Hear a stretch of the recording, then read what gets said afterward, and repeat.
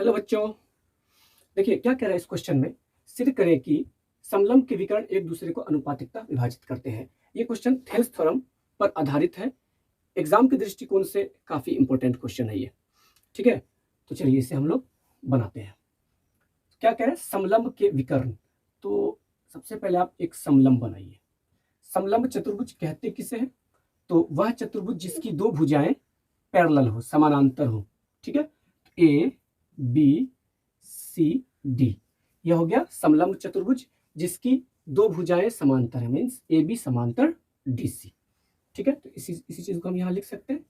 माना कि A B C D एक समलंब है। ठीक है, समलंब तो है, लेकिन कौन दो भुजा समांतर है? तो ए बी समांतर डी सी है। तो यह इसे भी लिखना जरूरी है, जिसमें ए बी समांतर डी सी है। ठीक, क्या कह रहा है सिद्ध करने के लिए कि समलंब के विकर्ण, तो ए से सी को मिलाएंगे तो ये विकर्ण नंबर 1, और बी से जब डी को मिला देंगे तो ये हो जाएगा विकर्ण नंबर 2। अब ये दोनों विकर्ण एक दूसरे को प्रतिच्छेद कर रहे हैं, इंटरसेक्ट कर रहे हैं पॉइंट ओ पर। ठीक है, तो ये एक ही रेशियो में, अनुपातिकता का मतलब क्या हुआ? सेम रेशियो, एक ही अनुपात में, मीन्स ए ओ अनुपात ओ सी या ए ओ बट्टा ओ सी बराबर होगा बी ओ अनुपात ओ डी या बी ओ बट्टा ओ डी के। ठीक है, यही चीज हमें साबित करना है। तो चलिए लिख दे, सिद्ध करना है। सिद्ध करना है ए ओ बट्टा ओ सी बराबर है बी ओ बट्टा ओ डी के। ठीक है, एक रचना करते हैं।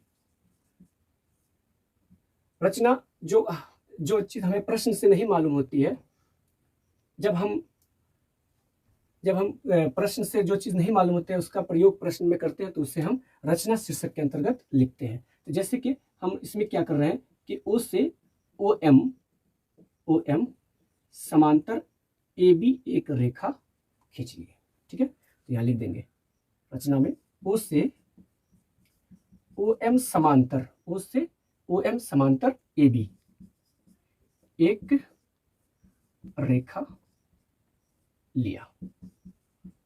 ठीक, अब देखिए अगर इतना को हम बंद कर दें यूं इस तरह से, तो आपको मालूम है कि ए बी ओ एम के पैरेलल है। तो आपको पता है कि किसी भी ट्राइंगल में जब किसी एक भुजा के समांतर कोई रेखा खींची जाती है तो थेल्स प्रमेय से मान लीजिए ए बी सी और डी ई, यह एक ट्राइंगल है।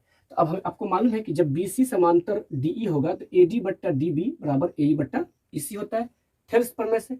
तो वही चीज यहाँ पे हम प्रयोग कर सकते हैं। ए बी समांतर ओ एम है तो ए ओ बट्टा ओ सी बराबर बी एम बट्टा एम सी होगा थेल्स प्रमेय से। हाँ, तो ठीक है, लिखते हैं प्रमाण। कोई भी कैलकुलेशन करेंगे तो प्रमाण शीर्षक के अंतर्गत करेंगे।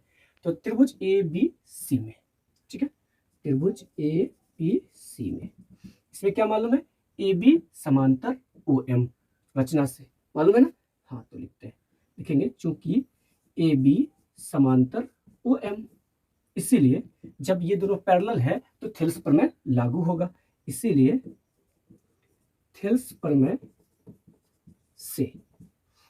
से क्या हो जाएगा? ए ओ बट्टा ओ सी बराबर है बी एम बट्टा एम सी के। ठीक, अच्छा, अब देखिए, अब हमें मालूम है कि ए बी समांतर है डी सी के। ए बी समांतर डी सी, ये तो प्रश्न से मालूम है। तो अब बताइए ए बी समांतर डी सी और एक रेखा और खींच दिए ओ एम जो इसके पैरेलल है। तो अब ये इसके पैरेलल था पहले से, और ये वाली रेखा इसके पैरेलल है। इट मीन्स हम ये कह सकते हैं यहां से ये वाली रेखा इसके पैरेलल होगी, means O M parallel D C भी होगी। तो यहाँ पर ये बातें लिखना पड़ेगा, हमें ये चीज लिखना पड़ेगा। लिखेंगे चूंकि ओ एम समांतर ए बी तथा ओ एम तथा ए बी समांतर डी सी, इसीलिए हम कह सकते हैं कि अब बताइए ना, ओ एम समांतर ए बी है और ये ए बी समांतर डी सी है, इट मीन्स ओ एम समांतर डी सी होगा, इसीलिए ओ एम समांतर डी सी। ठीक है, तो जब ये दोनों समांतर है, ठीक है, कहाँ, तो ये बातें हो रही है त्रिभुज बी डी सी में, किसमें, बी डी सी में, बी डी सी में।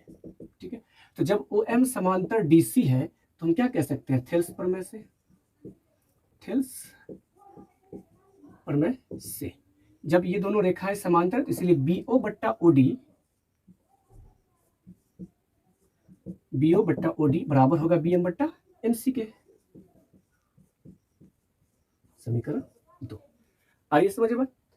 अब देखिए समीकरण 1 और 2 को कंपेयर अगर करते हैं हम, समीकरण 1 तथा 2 से, इस दोनों को अगर आप कंपेयर करेंगे तो देखिए समीकरण 1 में क्या देख रहे हैं कि एओ बट्टा ओसी बीएम बट्टा एमसी के बराबर है, बीओ बट्टा ओडी बीएम बट्टा एमसी के बराबर है, मतलब बीएम बट्टा एमसी के बराबर ये भी है और बीएम बट्टा एमसी के बराबर ये भी है। इट मीन समीकरण 1 और 2 से यह स्पष्ट है कि एओ बट्टा ओसी बराबर है बीओ बट्टा ओडी के, नहीं, क्योंकि एओ बट्टा ओसी बीएम बट्टा एमसी के बराबर है और बीएम बट्टा एमसी किसके बराबर है, बीओ बट्टा ओडी के बराबर। तो अगर वैल्यू भी पुट किया जाए बीएम बट्टा एमसी का समीकरण 2 से समीकरण 1 में, तो क्या बैठाएंगे, बीएम बट्टा एमसी के बदले बीओ बट्टा ओडी बैठा सकते हैं यहाँ, तो बैठा दीजिए बीओ बट्टा ओडी, बीओ बट्टा ओडी।